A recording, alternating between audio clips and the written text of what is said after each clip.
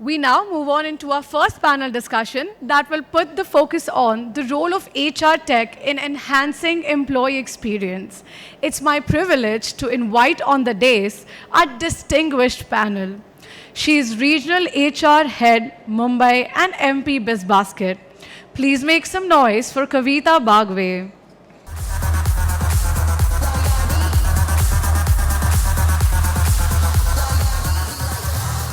A warm welcome to Head HR Platform and Systems, Reliance Retail Limited, Raghavendra D. Singh.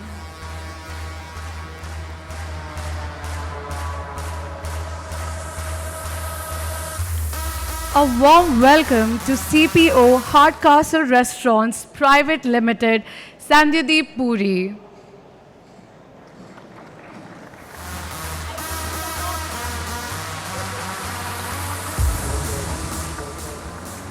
She is Talent, Culture and Sustainability Head, Marks and Spencer's Reliance Retail India Private Limited, Smita Satyanarayan.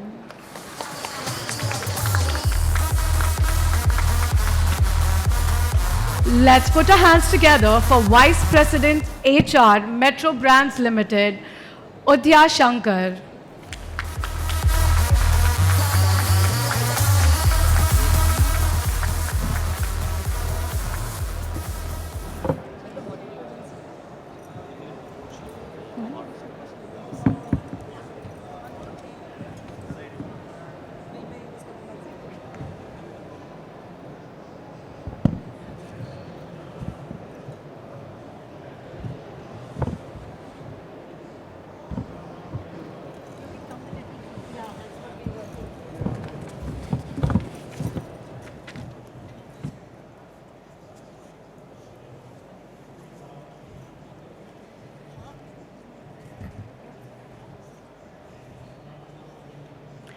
Ladies and gentlemen, let's welcome on stage our most erudite moderator, Customer Care Associate and Deputy VP HR, Shopper Stop Limited, Aniruddha Mahajan.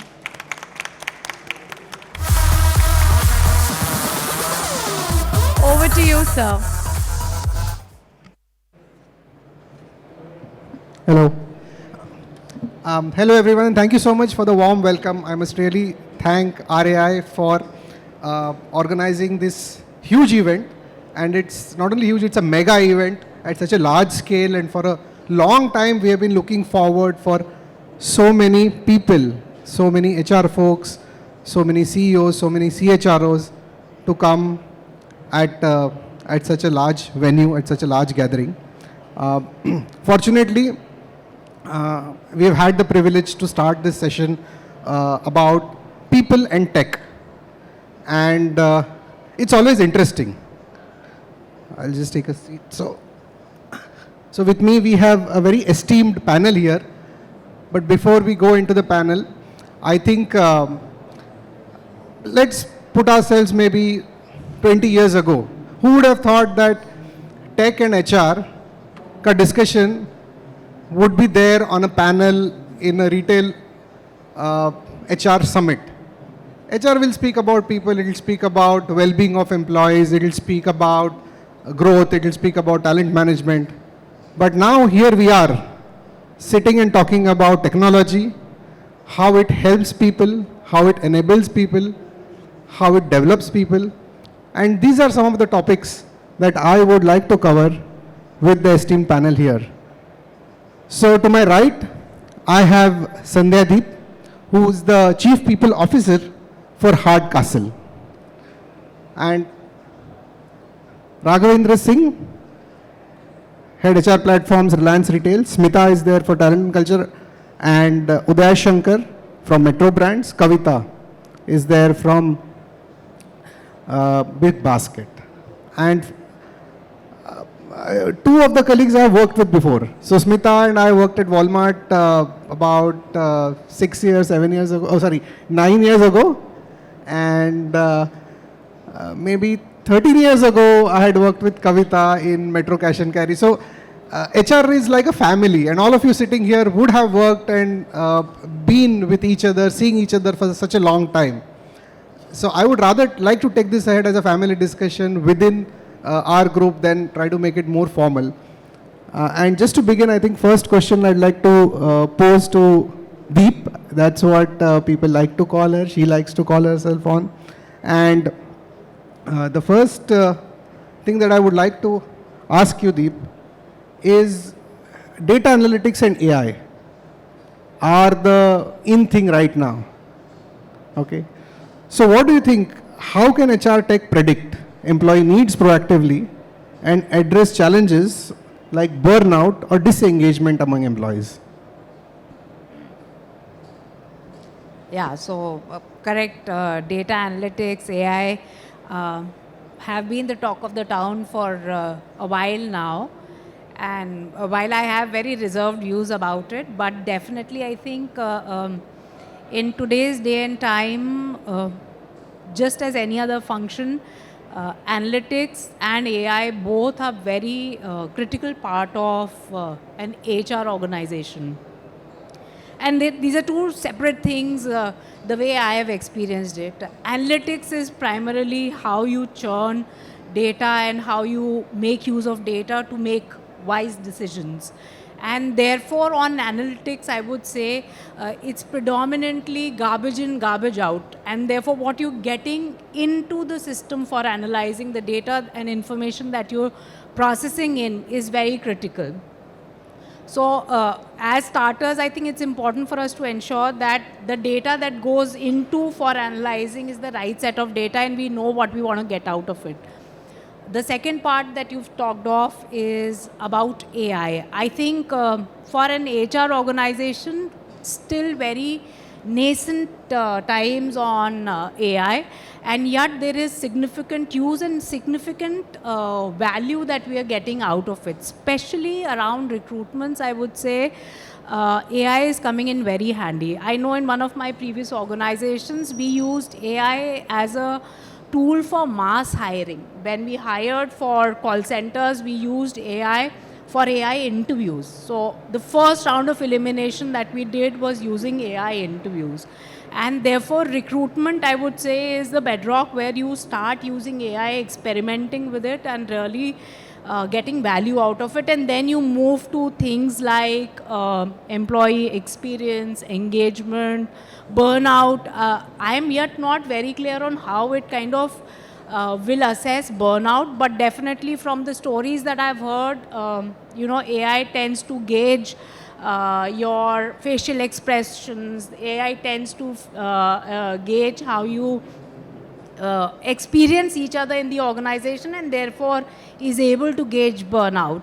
But still very nascent, data analytics very embedded in the organization and must be used wisely.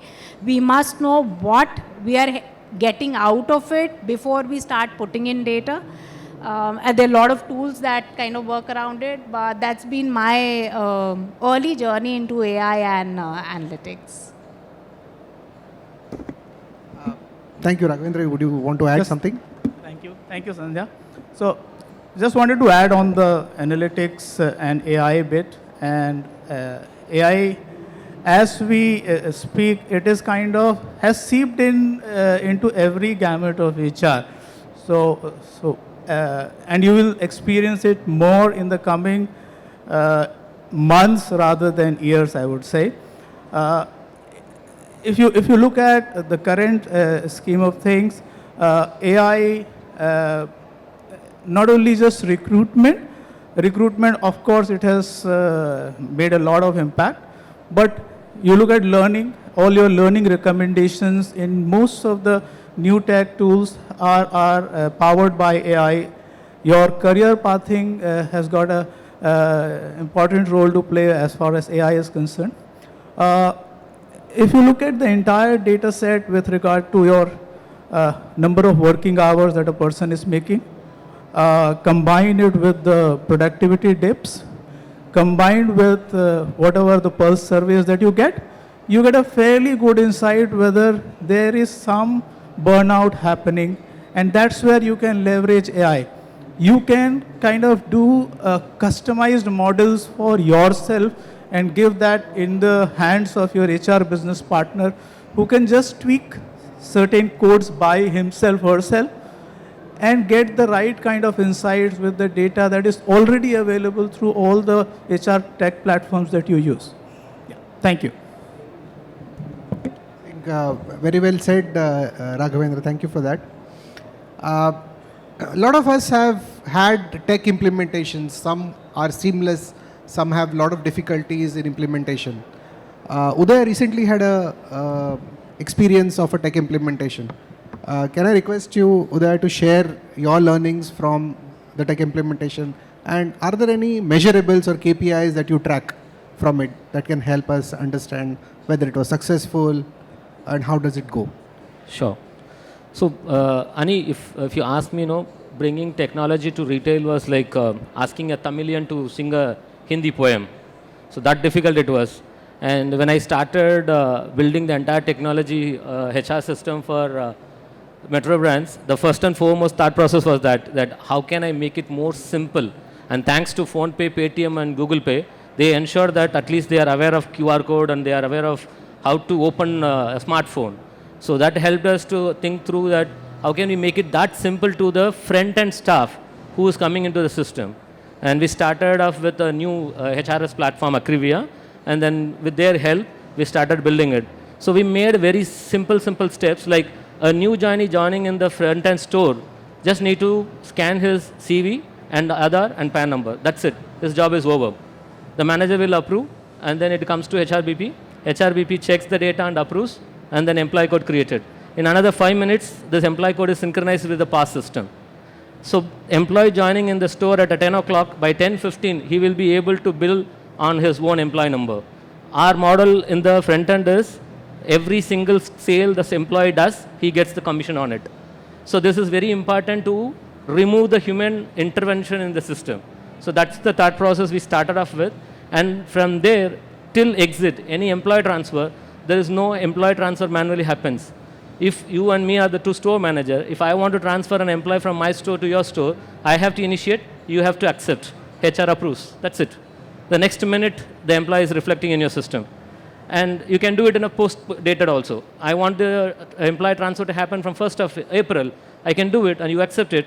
On 1st of April, system reflects. Physically has to report there. And when it happens, this guy cannot work in the same store because his attendance, his ETP, everything is transferred already. So that made system and life simple for the front end so that there is no complaint from the front end that I can't use this system. So there is no manual intervention. And if you see HR metrics, you all vouch for it. Many of the company in the retail has 200 to 600 employees managed by one HR. In Metro, we are managing 3 HRBPs managing 7,000 employees. That's only because of complete automation from end to end. And even we have personalized to that extent that if that guy wants to go through any learning program, we have a learning library, he can choose what he wants to learn. And that is also getting captured. And basis that, then there's a pattern. Which are the courses this guy has gone through and what is his scores. So that helps us to bring more modules for him. So that's how we have personalized and we have completely automated the front-end system for the staffs. Thank you so much. So just to add what Uday had said, from a BigBasket point of view, or from the employee point of view, we have like 80% of our workforce which is a blue-collared employees. It's a gig workforce plus the warehouse staff. For them, tech plays an important role for us. They do not have that much patience to wait and do that data entry, like, as rightly said by Uday, that scan the resume, scan the Aadhaar and PAN, and data is uploaded. What we have added is like, we have made this QR code where just basic information they can put, it's scanned, and then it is all transferred, the data is transferred in the system. Plus, for the gig workforce, we have the ready platform where they have to do their onboarding just by uploading the Aadhaar card, PAN card and the driving license, which is a mandatory for the industry. And their enrollment is done. They have to add their insurance details and everything so that, God forbidden, if any incident happen, the data is readily available and on a click, they can just get in touch with the insurer. So all this has made things so workable and easy for the team members that the HR intervention in in this onboarding process has been minimized. And I think the technology has really helped where we used to sit and do the data entry. I mean, literally we need to assign this task to one particular person, take these resumes, add this data. Now, technology has made things so easy and accessible for people so that you can access the data from anywhere. And as rightly said by Deep, that the data accuracy plays a big role when you have to go for a predictive analysis. If your data is not correct, then the final outcome or the analysis what we are doing, that will also not work well. Just to add one more thing about the KPIs, earlier if you see HR was all have you done these activities? It was qualitative. Now HR's each KPI is quantitative. Everything has a percentage driven. Everything what we can talk about numbers, which was some years back was a difficult, I mean, people can agree here on a platform that it was difficult. And then many times it was to say there is a biasness. But now everything can be proved with data because we have the correct data. We have the KPIs which are so well captured with the numbers, and that can speak the performance. Thank you.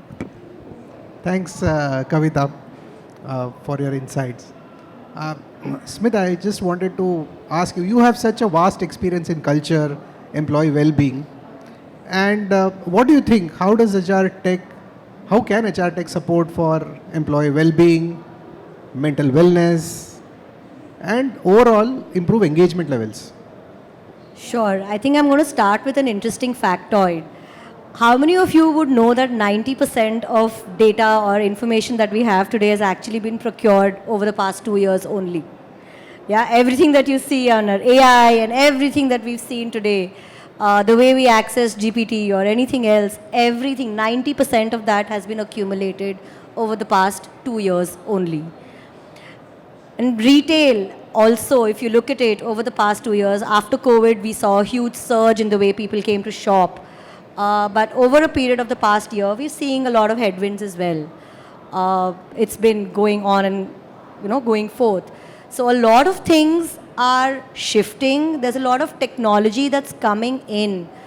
But I think what is really happening today is that there is just so much technology. I think as HR, we've been necessarily have to realize that how can we really use technology to augment what we are doing, not necessarily replace. And the most important thing that's happening over here is, I think like Uday said, a lot of 7,000 people for one HRBP is just seeming so incredible. But that just automatically means that HR is now focusing on more value-added interactions versus probably only in data crunching and aspects that were so operational.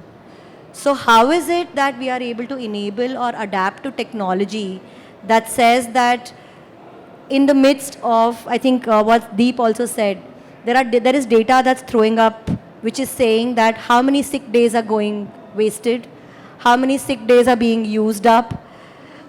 How do we really understand and use this data to therefore solve for things that maybe our employees are not going to upfront tell us? And that's where well-being also comes into play, because you are now saying that I might have a little mood board that says how am I feeling on my tech system, but what is the other data telling me? When people are applying for leaves, when people are logging in and logging off on their shifts, what's the patterns of leaves that are happening? There is just so much information now that as HR not being involved in those day-to-day operations where they're saying document aaya ya nahi, is having larger, more value-added conversations. And that's where we know that applicability or the conversations around mental health, while they have surged, I think the taboo is going away, which also helps that platforms are now confidential. Employees are also feeling confident that not everything that I'm sharing is going to go back to HR or back to the company. Is it going to come back to me? So the usage and adoption of platforms is seeming a lot more better. People are okay to talk about it. People are okay to adopt and then therefore find some solutions. So we have seen an uptake. So we use certain tools for mental health. We have confidential counselors through which that we can really, so it's a combination. So I might have a certain point till which I will use the platform, but then I have a human interface that is available to our business where these people can go and speak to. So I think that's really how mental health is one aspect of it. Thank you so much, Smita. I think rightly put as to what do we look for in terms of HR matrices to understand what is the mood of our people, and not simply a mood board which comes as a reaction. And therefore, it brings me to the next most pertinent question, and Raghavendra here I think can help me really, because he's managed scale, and Reliance is all about scale, we know it. He's been taking care of all the platforms that are there in Reliance. So from your experience, Raghavendra, at this scale, what are the metrics that you look for, and what are the key indicators of the employee mood, happiness and well-being that comes to you as, red, orange, yellow, amber kind of signals? So it'll help if you can share your experience. So before I speak of the matrix, let me talk about the scale as such. So we are a large organization, as you all know, and spread across over 19,000 stores across the country. And that gives us a different kind of a challenge. Now, in today's context, whatever you do or drive from a central place as an HR tech, the whole paradigm has changed. It's no longer only driven by us. It is a lot driven by the end user. So when you look at the processes or the user journeys that you define in the system, it comes from the end user as to how they would like it to happen, what makes their process more efficient, what helps in engaging them better, what drives their productivity, what helps their store workforce. So that is what is driving, and when we redefined our way of working or redefining the tech and the user journeys, everything has come from them. And from driving centrally, it has become more like democratizing and empowering the end user, whether it is a store associate, a store manager, HR business partners, recruiters, head of HR, CHROs, even business leaders. And that has taken the whole, that has made a lot of impact in the way HR tech journey has been in retail space. Now, coming to the metrics that we use in terms of HR, we obviously everyone wants to see the adoption, and adoption is the first thing that you measure whether whatever you have implemented is being used, and then their rating. So when they start using, we have a feedback mechanism as to how do you rate this particular sub-module or service within your HR platform. So we don't just measure the whole platform experience. We take feedback on each of the touch points that we have. So that is one way of getting a direct feedback. And then we start measuring the indirect feedback in terms of what all services have taken how much time, whether it has improved your efficiency in terms of what it was earlier to what it is today. So how much productivity gain you have derived out of your onboarding process or employee life cycle processes or the payrolling processes or the reimbursement processes. So each of the processes, how much efficient they have become. That is the second one. Then you do a survey formally saying that you rate us and then you measure the NPS scores for your tech. And then the overall engagement, whether my tech has enabled the overall engagement for the workforce. So these are the 3-4 matrices that you do. And then a lot of work that you do is reading between the lines, which is for every transaction what it is saying. And what interventions do you further make to make it a lot more efficient. So basically listening to what has been unsaid in a formal way. So that is what we measure and continuously improve. Thanks, Raghavendra. Deep, next one's for you, and I think a lot of our audience will want to understand. You are the CPO for Hardcastle, and one of your concerns would be that, see, tech is replacing a lot of my human connection, and in HR, I cannot afford not to have a human connection. So, how do you ensure that you keep the human touch and as well as roll out tech in such a manner that it eases everybody's life in the organization? I think it's a very, very important point that you've raised, Aniruddha.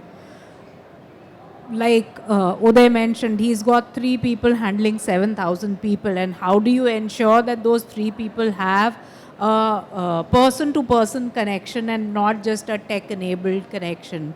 And the trick is in being able to eliminate all the rudimentary, mundane and repetitive activities to tech and keep the richer part of the human element as sacrosanct to people interactions, and therefore coaching, counseling, engaging on development which is beyond just product development. Say for example at McDonald's, you know, we've got 13,000 people and each of those 13,000 people need to be absolutely picture perfect in their ability to make a burger, and therefore there's a part of burger making that we can you know, digitalize and use technology to train. But finally what goes to the consumer, what you and I consume at the end of the day, has to have that love, care and whole element of service that keeps the person-to-person interaction just intact. And therefore eliminating repetitive, mundane and routine activities to tech and then doing that people-to-people interaction is where the skill lies. Now for each organization, they will have different repetitions, different person-to-person interactions. It's for each organization to decide what is right for them, what is where they want the people interaction to be, and what is where they want technology to kind of intervene. But that distinction is very, very critical. And at McDonald's, we ensure that we keep it very sacrosanct, very close to us. So we've enabled a lot of learning, lot of development, lot of you know, human onboarding through technology. But when you walk into our stores, you will see that people-to-people connect very strong. Yeah, of course. Deep, we can feel it, we can taste it as well. So I'm loving it. Absolutely.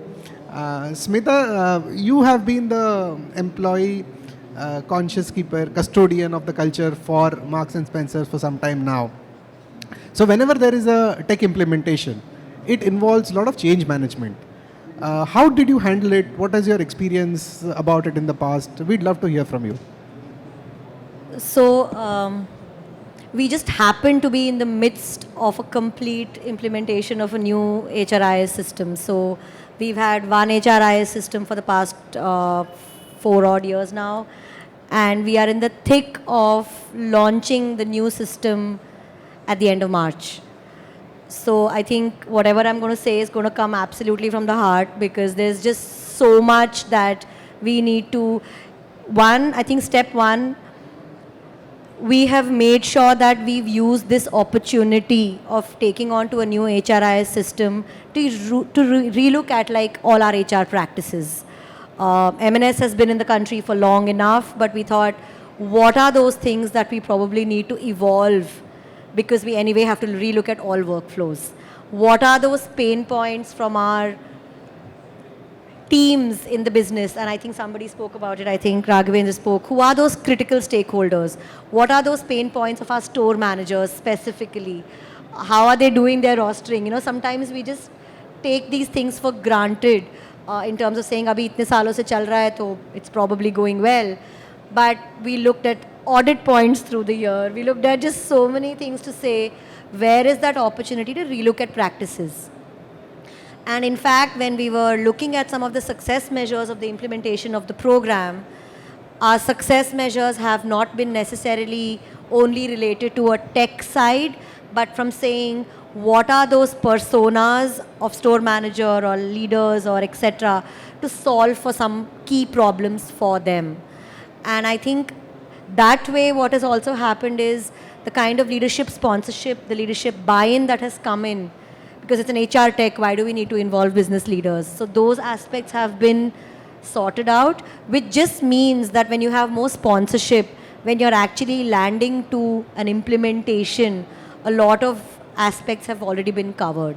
So right now, what we are looking at doing is figuring out who are going to be our super users from across the business. We're using a marketing term of influencers for HR as well to say who are these teams, who are these people across stores, amongst our frontline, who are early adopters to a system. How can they become our super users? How do we leverage them to really make sure that we're solving for certain key things, but your interaction with HR is going to be equally critical? So how is that balance coming? So our change management involves leadership buy-in, building influencers, having super users in the business, creating experience labs, making sure that there is a bunch of people who've used the system more. We definitely used a lot of our people during alpha testing as well as beta testing, so that when we're going and doing an update in a regular meeting to say HRIS is coming, there are some people who are probably talking on the floor to say, yeah, I did some testing, it's looking better. So just various smaller things that will therefore lead to a standard big launch, having a mascot, understanding all of that, which is probably more common. But how are we really making sure we're solving for business problems and talking about how they can adopt to, are things that we are making sure that we integrate into change management. Thank you for that, Smita. Udaya and Kavita, I think any one of you can respond to this. And you have been on the forefront of employee touch point in terms of being the custodian of employees at the front end.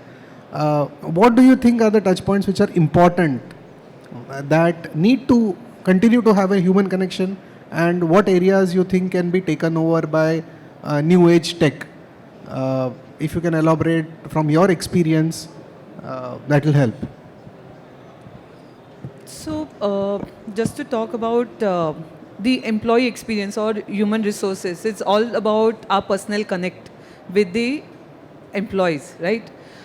How much ever technology we add to it, how much ever chatbots we have, many platforms are available, but we all are in a customer service, right? But chatbot, you have to give specific things to address your problem. Unless and until you speak with your facial expressions, with then only we come to know what is the problem the person or the customer is facing. I relate myself always technology will be always there, it will always evolve.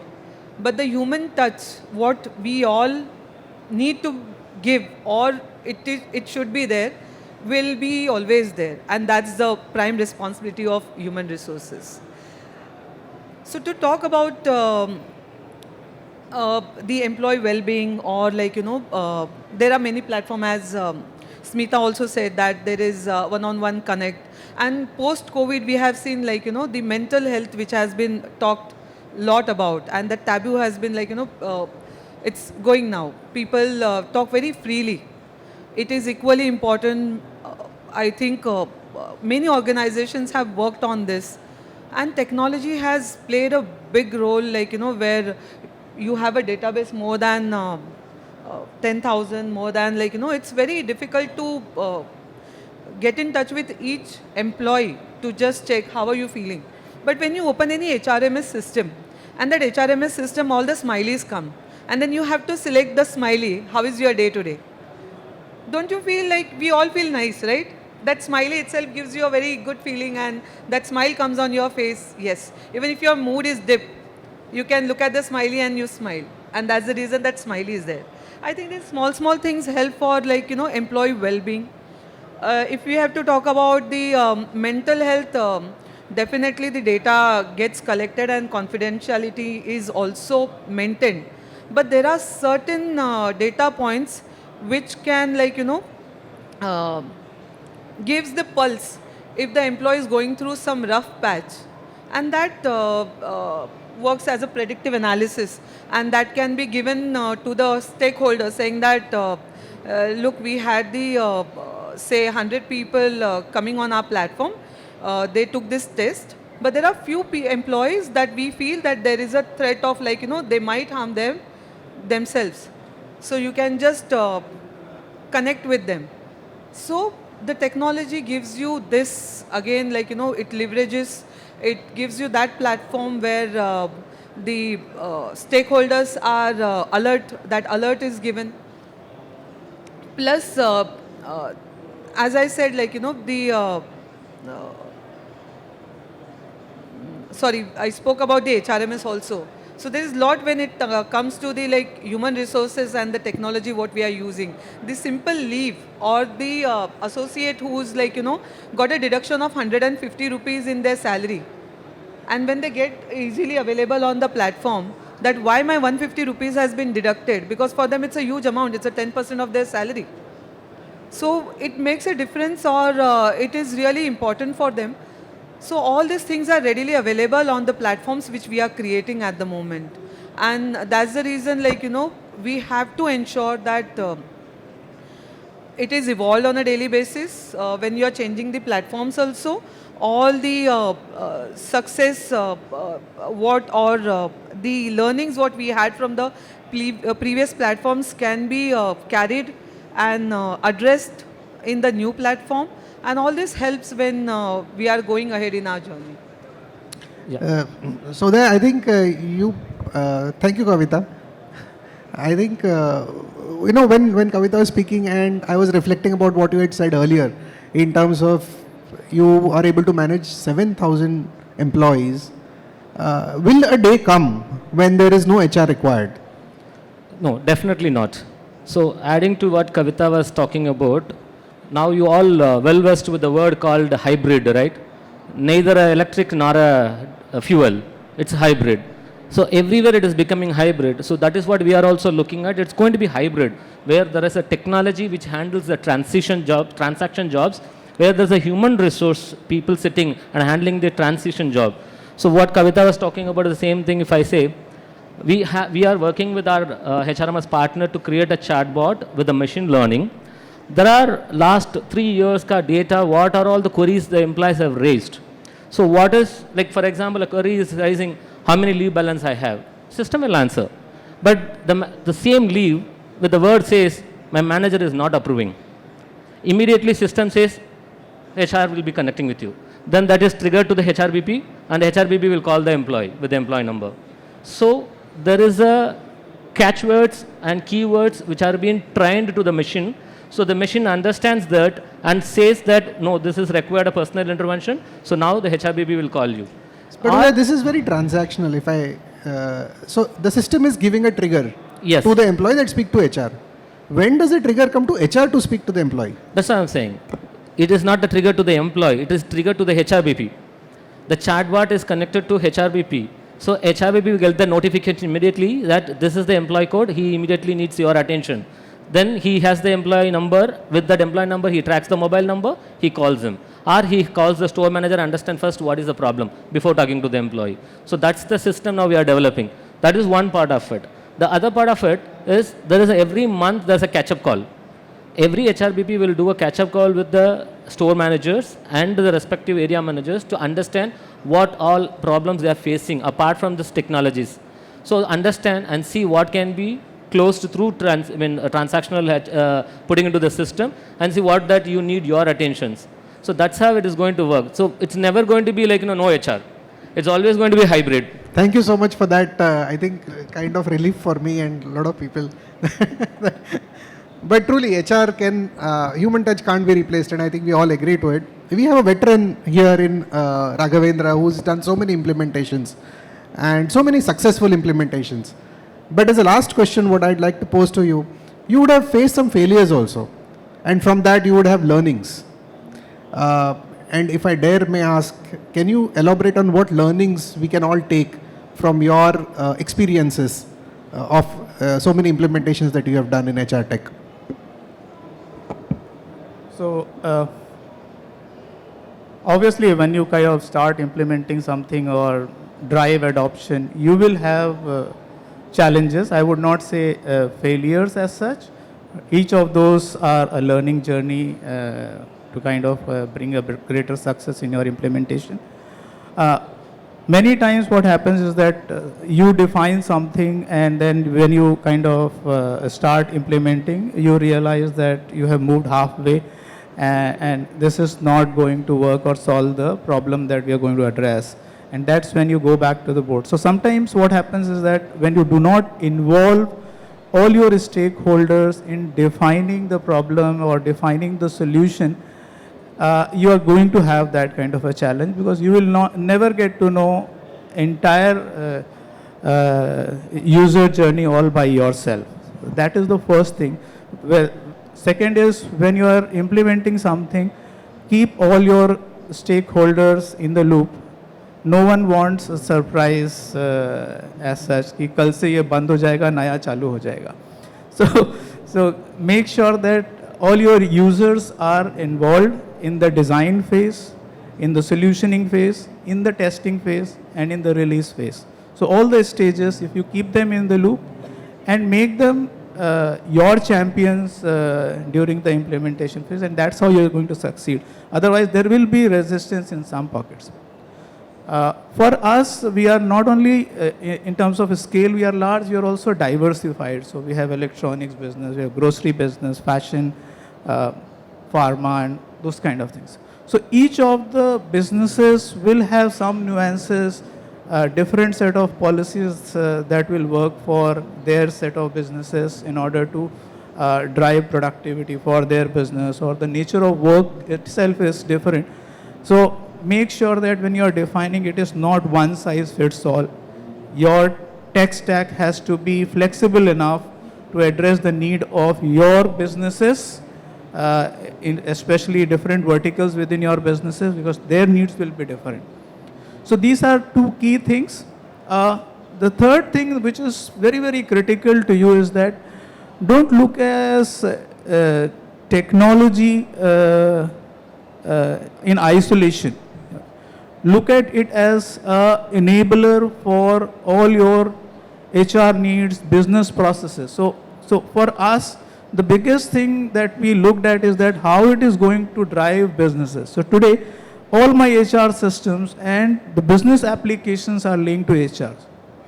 So today, if a cashier joins in the morning, he is on there till the next hour.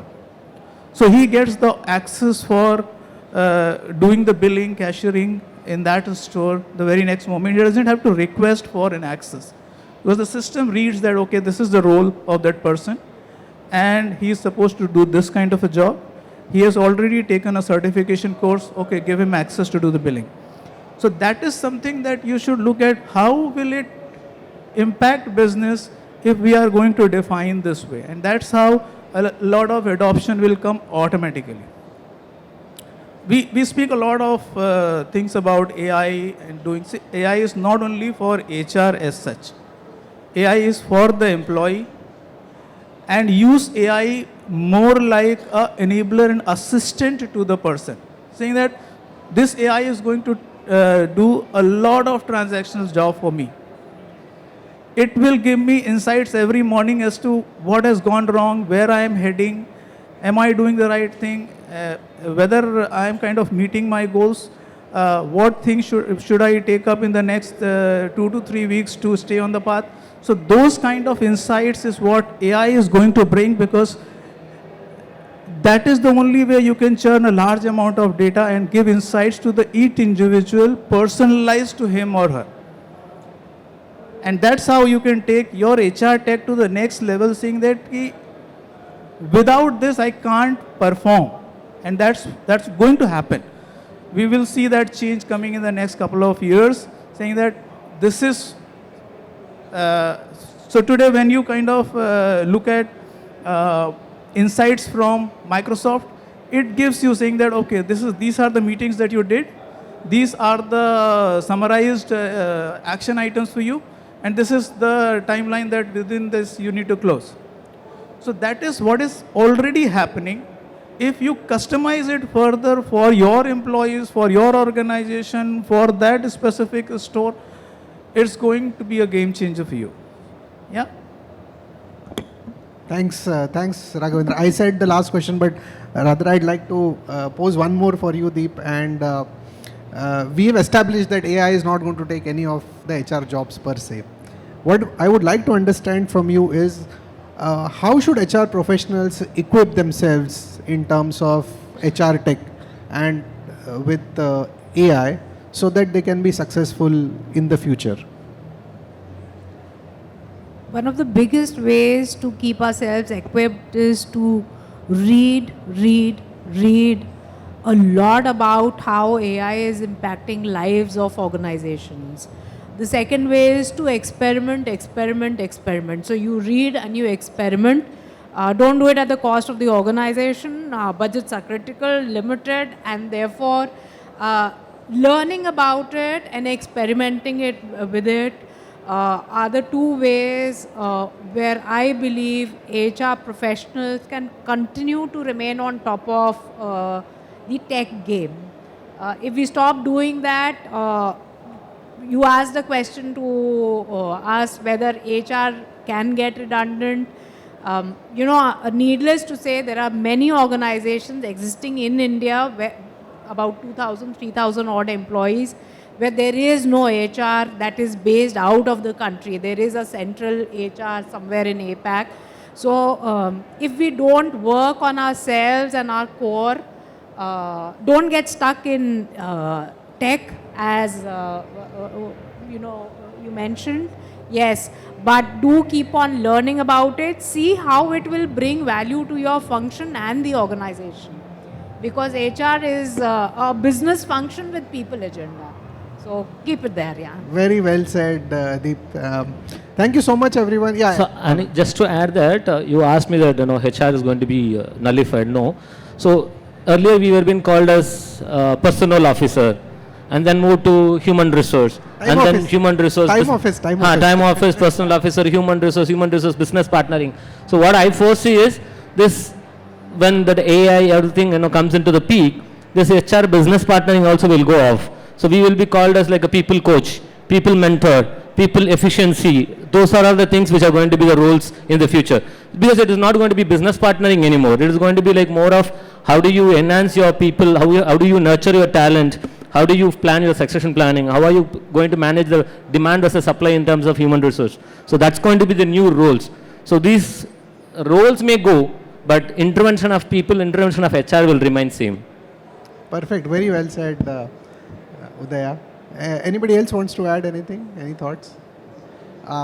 We are at the end of the session, and I think so many good observations, so much great insights by our esteemed panel here. We have some 5 minutes left. If anybody wants to pose any question to the panel, we'd like to be happy to answer. Yes. Can someone pass the mic to him, please?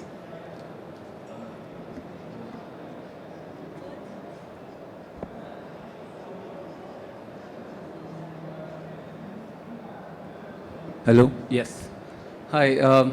So I want to ask this team panelists that when should HR trust data over instincts? Suppose data is favoring a particular candidate and the instincts are otherwise. So what should an HR do at that point of time? And the corresponding question along with that would be, how you think that HR should also ensure fairness in AI-powered decision making? That's the two, right? Thank you. So I'll quickly just, Yes, please. very interesting question that you asked as to when should HR, especially in cases of hiring, judge AI over instincts. Initial gut feel is always to go with instincts. Just back your instincts with lot of reference checks. When you are hiring, reference checks really will help you when there is a disconnect between your instinct and AI. So there is a very good saying called trust but verify. So trust your instincts but verify the facts. Okay. So instincts will take you to a point where you will need to verify facts, and that probably is the game changer. Okay. I hope it answers and helps. I mean, yes.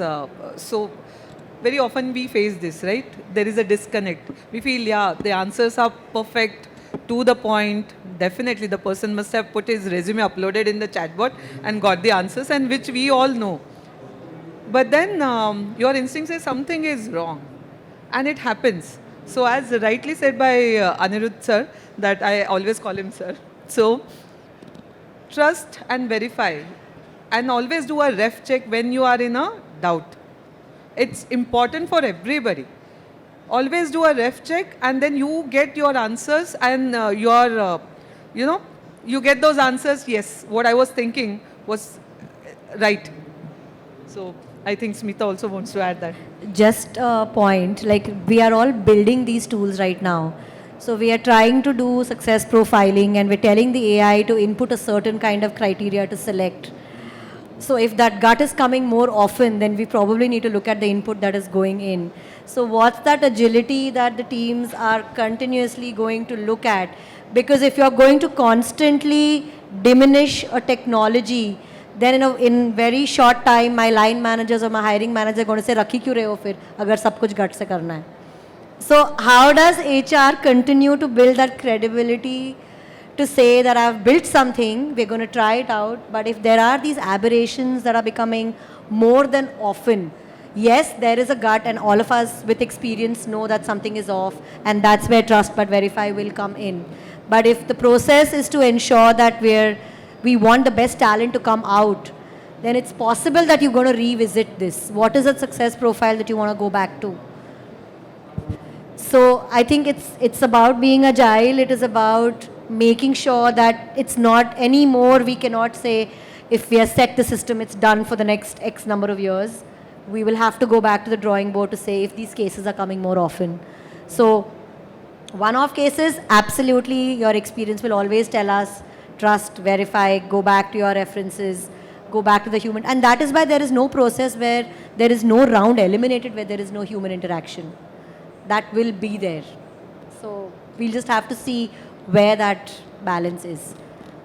So just to probably sum up, you will have your instincts go whether you want to bet more on performance or whether you want to take a risk on potential.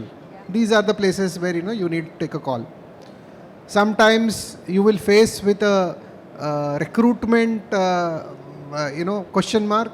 That is the time you use a reference.